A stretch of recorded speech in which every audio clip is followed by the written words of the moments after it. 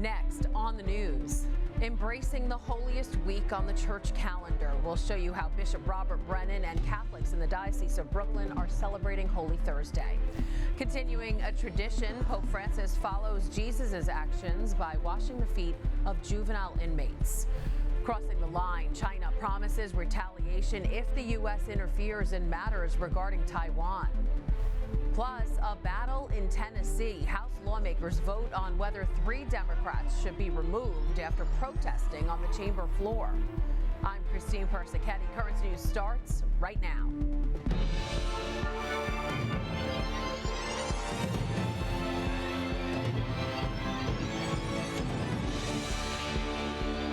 Holy Thursday marks the beginning of the Easter Triduum, the holiest time of the year as we celebrate the passion, death, and resurrection of Jesus Christ. It all begins with the Mass of the Lord's Supper, and in the Diocese of Brooklyn, Bishop Robert Brennan is presiding over that Mass at the Cathedral Basilica of St. James. That's where Jessica Easthope is standing by in downtown Brooklyn. Jess. Christine, the night before Jesus died, all he wanted to do was be at dinner with his friends. That's what the Mass of the Lord's Supper is all about, the friendship and community Christ had with his disciples. Just as Jesus did for his disciples. At Holy Thursday Mass, Bishop Robert Brennan will wash the feet of 12 people here at the Cathedral Basilica of St. James. The Mass, full of powerful symbols as Catholics in the Diocese of Brooklyn reflect on Christ's suffering and death. Holy Thursday is particular in that it celebrates the institution of the Lord's Supper, and within that it has the bishop washing the feet of parishioners. Father Brian Patterson, the rector of St. James, says for the first time since before the pandemic, the 12 people whose feet will be washed are parishioners who volunteered. People are coming back to the church in droves. We're having regular parishioners coming back to the church, regular faithful, and the Bishop of Brooklyn will wash their feet as Jesus washed his own disciples' feet. Also at the Mass of the Lord's Supper, Father Patterson will join Bishop Brennan as he covers the Blessed Sacrament with a veil and carries it in a solemn procession around the cathedral. Christine, on Holy Thursday, you'll actually see a lot of people staying behind after Mass for adoration in front of the Blessed Sacrament, and because of that, the cathedral will be staying open later than usual until 10 p.m. Jess, why does the Blessed Sacrament play such a big role in tonight's Mass? Yeah, Christine, you'll see again that procession that Bishop Brennan will carry the Blessed Sacrament around the cathedral. That's because it was at the Last Supper where Jesus gave of himself to his disciples. And again, keep in mind, we're in the midst of a Eucharistic revival, a refocusing of our understanding of Christ's true presence in the Eucharist. So it'll be tonight at Holy Thursday Mass where Bishop Brennan will be reminding the people in the pews that each of us carry Jesus with us when we receive Holy Communion and leave Mass. Christine? Jessica Easthope, thank you so much. If you are watching Currents News Thursday at 7 o'clock, stay tuned. That Holy Thursday Mass will be coming up right after this newscast. That's 7:30 right here on Net TV. Then tomorrow for Good Friday, Bishop Brennan will be heading across the Brooklyn Bridge for the Way of the Cross procession. The annual tradition begins at 9:45 a.m. at the Cathedral Basilica of St. James and ends at St. Andrew's Church in Tribeca. The procession is free and open to the public, but if you can't make it, Currents News and the tablet will have full coverage of the procession, so stay tuned. And of course, all this Easter weekend, you can take part in all of the masses right here on Net TV. Here's the schedule. The Easter Vigil with Bishop Brennan will be televised Saturday at 8 p.m. And on Easter Sunday, 3 live masses will be celebrated in 3 languages. A 9 a.m. Creole Mass, an 11 a.m. English Mass that will be celebrated by Bishop Brennan, and a 1:30 p.m. Spanish Mass. There will also be a 4 p.m. Italian Mass and a 5 p.m. Polish Mass for those who wish to celebrate in those languages. At the Vatican, Pope Francis had a jam-packed Holy Thursday, beginning with the Chrism Mass in St. Peter's Basilica and ending with the Mass of the Lord's Supper at a local prison. To celebrate the Mass of the Lord's Supper, Pope Francis traveled to the Casal del Marmo juvenile prison on the outskirts of Rome, where he washed the feet of the young inmates. The Holy Father also had some words of encouragement for them, telling them to be open to Jesus and not to be afraid to share their struggles with him. Ognuno di noi può dire, ma se il Papa sapesse le cose che io ho dentro, Gesù le sa e ci ama così come siamo e ci lava i piedi a tutti noi. Gesù non si spaventa mai delle nostre debolezze. The Pope explained that the washing of the feet was a sign both for the apostles and the church today. He reminded the inmates that no matter what they've done, Jesus will never leave them. Durante la lavanda dei piedi, spero di cavarmela perché non posso camminare bene, ma durante la lavanda dei piedi pensate voi, Gesù mi ha lavato i piedi, Gesù mi ha salvato.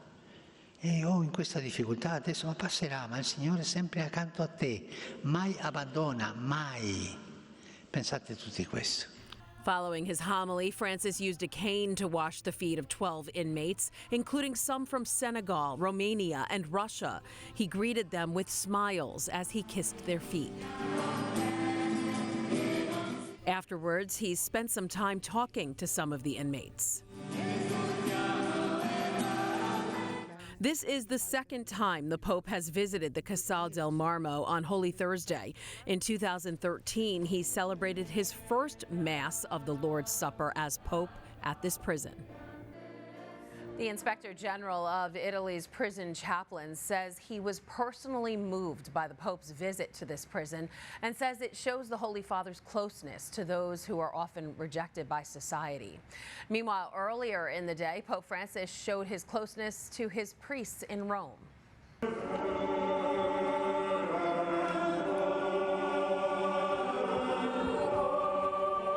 In his homily, the Pope encouraged the hundreds of priests in attendance to rediscover their vocation and keep service to the Church in the center of their lives. He also led them in renewing the promises they made at their ordination. Then, during this Chrism Mass, the Holy Father blessed the sacred oils to be used in the Diocese of Rome. Also tonight, a warning from China. Stay away from Taiwan. It's not our intention to escalate. Why a sensitive stopover has warships deployed. Right now on Currents News, threats of retaliation. Beijing is drawing a line in the sand and criticizing Washington for interfering in international matters after Taiwan's president met with House Speaker Kevin McCarthy. But as Amy Kiley tells us, the White House is downplaying China's stern warning. A day after the Taiwanese president met with U.S. lawmakers, China is flexing its own diplomatic muscles. It's hosting the French president and the head of the European Commission, while the former Taiwanese president tours the country. China also is warning the U.S. that supporting Taiwanese independence would be a, quote, red line. It is not our intention to escalate. House Speaker Kevin McCarthy and Taiwanese President Tsai Ing-wen say independence wasn't the reason for their meeting. I reiterated Taiwan's commitment to defending the peaceful status quo, where the people of Taiwan may continue to thrive in a free and open society. Bipartisan members of Congress share that take on the self-governing island. We take our support for the people of Taiwan seriously and are determined to speak with one voice. As for the Biden administration, it's downplaying the visit. The U.S. acknowledges China's position that Taiwan is part of its country, but doesn't recognize Chinese sovereignty over the island. Transits by high-level Taiwanese authorities are nothing new. They're private, they're unofficial. In fact, every Taiwan president has transited the United States. I'm Amy Kiley reporting. Meanwhile, there's also trouble between the Holy See and China. The country overstepped the Vatican and appointed a new bishop. Bishop Shen Bin is the new shepherd for the Diocese of Shanghai. He was installed without knowledge or approval by the Vatican, which is a direct violation of an agreement between the Holy See and China that first began in 2018. The Vatican has yet to comment on the matter. A member of the NYPD is recovering tonight after he was shot in Queens on Wednesday. It all started after police say the suspect got into a fight over a seat on an MTA bus in Jamaica. The driver flagged down 2 cops, but the suspect ran off. When one of the officers caught up to him, they struggled. The officer was shot in the hip and the suspect took off. That officer was taken to Jamaica Hospital. He is expected to survive. The 22-year-old cop had only been on the job for 3 months. Police are still looking for the man who shot that rookie cop. They released these images of the suspect and have now increased the reward for his arrest to $20,000. Anyone with information can call Crime Stoppers at 800-577-TIPS. This as Mayor Eric Adams reaches a big deal with the NYPD's largest union. The mayor announced the new labor agreement with the Police Benevolent Association on Wednesday. Under the deal, some 23,000 uniformed officers will get yearly raises up to 4%, and rookie cop salaries will get boosted by more than $10,000. The contract is retroactive beginning in August of 2017 and lasting until July 2025. One scout went above and beyond doing a good deed daily and completed his Eagle Scout project by restoring history. Liam Richardson of Troop 146 in Hoboken, New Jersey, refurbished the monument to the 4 chaplains and Italian inventor Guglielmo Marconi in Hoboken's Church Square Park. As we've reported on Currents News, the Army chaplains gave up their life jackets to help others after their ship was hit by a torpedo in World War II. Richardson came up with the idea last year when he noticed the monument needed some TLC and a sign with more information. And you can find out more about Richardson's quest to be an Eagle Scout and more about the monument in this week's tablet. The paper dives deeper into the history of the monument, how information will be passed down to the next generation, and Richardson's thought process behind the project. So make sure to grab a copy of this week's paper. To get one, simply go to your local church this weekend. You can also subscribe to the paper online at thetablet.org and get all future editions sent straight to your mailbox. There's a lot more news headed your way. Lawmaker ousting, how a protest is leading to a political shakeup in Tennessee. Plus, the bells that are taking a toll on people's sleep will explain why these chimes are causing an uproar, and how a rabbit is helping officers at one police station.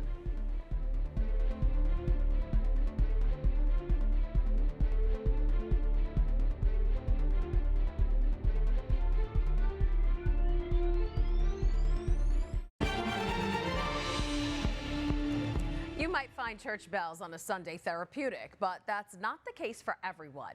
One resident in San Antonio, Texas, turned their home into a church and plays bells loudly over a speaker multiple times a week.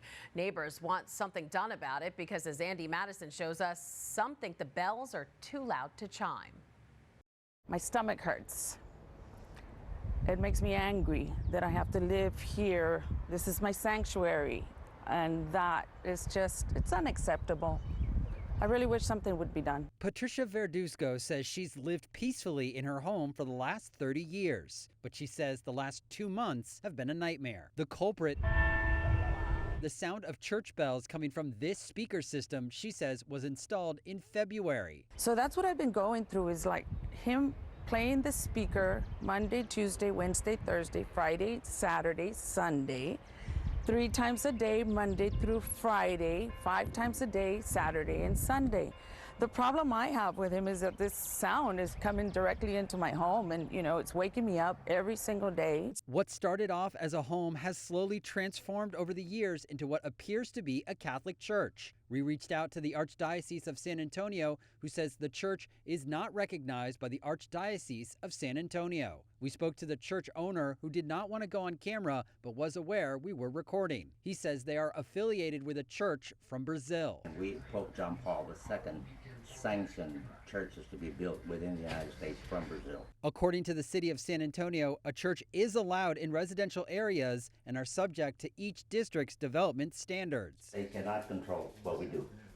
No one can. The government can't. The city can't. No one can. We are a valid church. But for Patricia, the problem isn't religion. And you see it, and it's a church, and you respect that, so you don't do anything about it. But with this speaker, it's just a little too much for me. We asked the church leader if he was willing to meet his neighbors halfway in addressing the matter. He says they have 2 options. Don't like the noise? Buy us out. Otherwise, then shut the hell up. Again, that was Andy Madison reporting. Once again, the local Catholic Archdiocese says it is not affiliated in any way with the church. The San Antonio Police Department is looking into the issue and has been measuring the decibel level to figure out what to do next. New York's Cardinal Dolan spent his Holy Thursday giving back to others. His Eminence and Catholic Charities of New York visited the Church of St. Joseph of the Holy Family Food Distribution Center in Harlem and handed out 350 bags to local residents. The center is one of the oldest operating food pantries in New York City, serving groceries to around 500 families in need a month. Cardinal Dolan also offered a special blessing to mark these sacred days leading up to Easter. And Catholics in the Diocese of Brooklyn have been preparing for Easter by going on a widespread Lenten pilgrimage.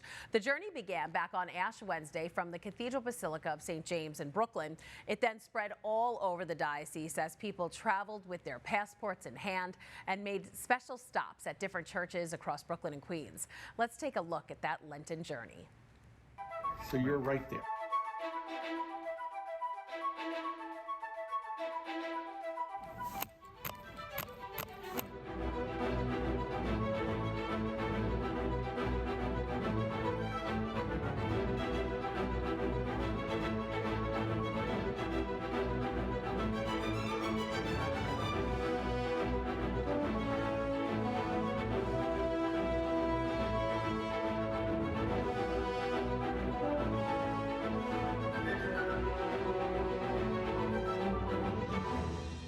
I was super excited. It came very spontaneous, but I was very excited about it because I'm from Brooklyn and I grew up in East New York, Brooklyn, so it's home. And it's always good to come back home. I was really excited because I've just been hearing about the revival that's been going on in the diocese, and I was feeling very grateful to have a moment to be a part of that.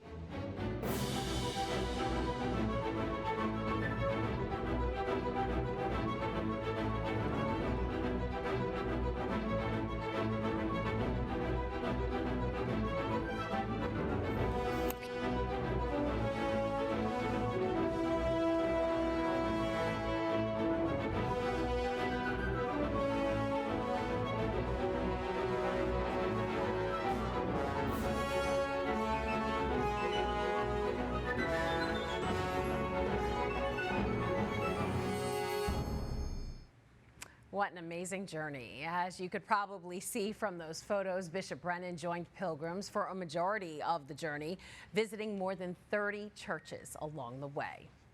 Turning now to Tennessee, Democratic Representative Justin Jones is the first lawmaker to be expelled after a vote by the Republican-led Tennessee House of Representatives. Two other lawmakers are facing expulsion after they protested on the chamber floor for gun reform after last month's school shooting in Nashville.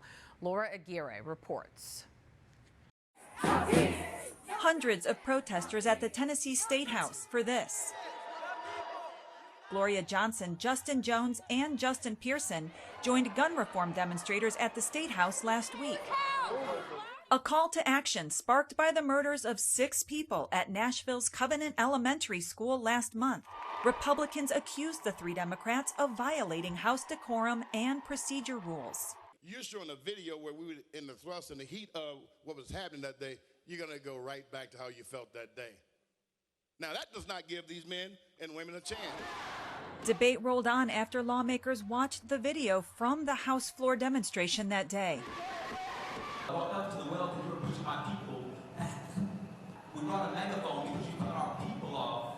You cut their representatives off from the microphone. Time after time after time. Among the crowd, strong support for the Tennessee 3. Stand up for our representatives that care enough to put their jobs on the line to do the right thing. We're failing our children. Guns in schools, guns everywhere. I'm Laura Aguirre, Currents News. There are new security concerns surrounding Tesla after a Reuters report claims workers shared private video and pictures that were taken by the cars of customers. Some of the clips that were shared between 2019 and 2022, accidents and incidents of road rage. Tesla's privacy notice says recordings are anonymous and not linked to vehicles. The company hasn't yet responded to this report. Still to come on Currents News, reporting to duty with a carrot in tow. Why one police department has a bunny on the force. Plus, the big Easter change coming to the White House. Do you have a story idea or want to share a tip? Email us at newstips@desalesmedia.org or call our 24-hour number, 718-517-3122. We'll be right back.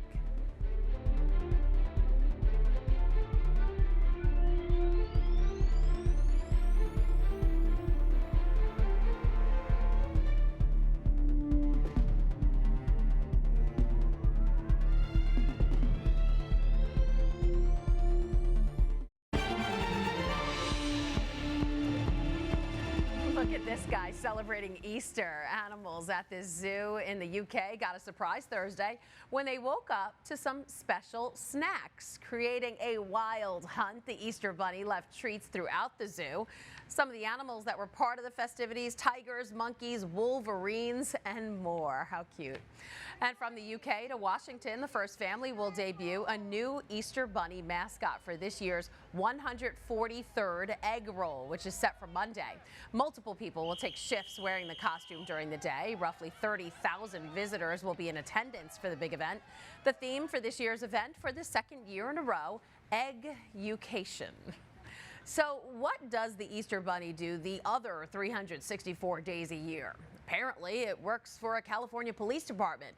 That's where Officer Hops is helping officers decompress by embracing the role of therapeutic thumper. Ashley Sharp has more. At the Yuba City Police Department, the tulips are in full bloom. The sun is shining. Spring has sprung. Literally. Come here, buddy. So much so, you might think the Easter Bunny came early. But this is no candy-toting holiday rabbit. This is Percy, or Officer Hops. This idea came as kind of a joke, and it's really caught on. After all, he's a bunny with a job to do. I just love how soft he is. I think that's what I love the most. His official title, Wellness Officer with the Yuba City Police Department, an outlet for stress for officers and staff who see a lot of bad. Being able to hold him, pet him, and just kind of step back from that situation for a minute, regroup is vital. A push department-wide for a focus on mental health came in 2022, and along came this therapeutic thumper. It all started when Officer Ashley Carson found him abandoned while on a call. I started to call him, and I said, "Here, bud." And he came running up to me, and he stood on his hind legs, and I picked him up. She took him to the animal shelter, and after a few weeks with no family found, department staffer Chelsea McCready adopted him and gave Percy not just a home, but an office. He just hangs out in here. He kind of free roams. Percy comes to work with Chelsea every day, even working some shifts too when she's not here. We're seeing the long-term benefits of it already in even just a short amount of time. A cop with hops. He's a great little furry friend. A bunny that doesn't come once a year. I go in and see him every chance I get. But daily to do an important job.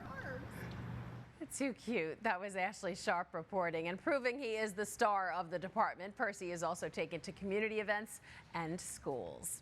And that is Currents News. I'm Christine Persichetti. Thank you for joining us because we are putting your faith in the news. If you're watching Thursday evening at 7:28, stay tuned. The Mass of the Lord's Supper will begin at 7:30 p.m. Hope to see you again next time.